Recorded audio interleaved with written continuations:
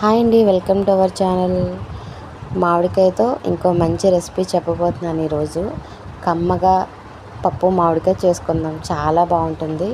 పులుపు ఎక్కువైనా బాగోదు, పులుపు తక్కువైనా బాగోదు. ఏదైనా సమానంగా ఉంటేనే ఆ కూర చాలా అద్భుతంగా ఉంటుంది కదా.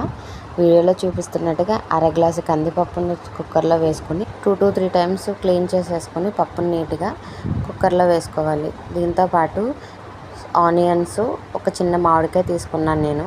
చాలామంది మామిడికాయ టెంకను వదిలేస్తారు కదా, కానీ దాని టేస్ట్ చాలా బాగుంటుంది. ఒక్కసారి ట్రై చేయండి, మీకు నచ్చితే కనుక అసలు ఎప్పుడూ వదలరు. నేను మాత్రం ఎప్పుడు పప్పు మామిడికాయ వండినా సరే అందులో టెంక మాత్రం చాలా ఇష్టంగా తింటానన్నమాట. అంత ఇష్టం నాకు. మామూలుగానే మామిడికాయ అంటే చాలా ఇష్టం, అందులో ఈ పప్పు మామిడికాయ అంటే ఇంకా ఇష్టం అన్నమాట. ఏదైనా కాంబినేషన్ కూడా చాలా బాగుంటుంది. ఇప్పుడు పప్పు ఉడికిపోయిన తర్వాత పప్పు గుత్తోటి మెత్తగా మ్యాష్ చేసుకోవాలి. తర్వాత తగినన్ని నీళ్ళు పోసుకొని ఉప్పు, కారం, పసుపు రుచికి సరిపడినంత వేసుకోవాలన్నమాట. ఇది ఇలా దగ్గర పడాలి. మరీ చిక్కపడకూడదు, మరీ పలుచగా ఉండకూడదు.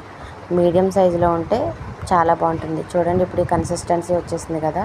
నేను ఇప్పుడు పోపు పెట్టేసుకుంటున్నాను.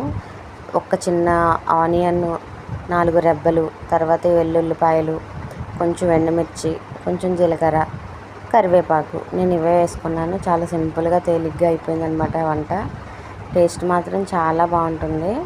ఒక్కసారి మీరు కూడా ట్రై చేయండి. అంటే చాలా రకాలుగా చేస్తారు పప్పు మామిడికాయ, నేనైతే చాలా సింపుల్గా తేల్చేసుకుంటాను అనమాట. చాలా కమ్మటి వాసన వస్తుంది. Thank you. సబ్స్క్రైబ్.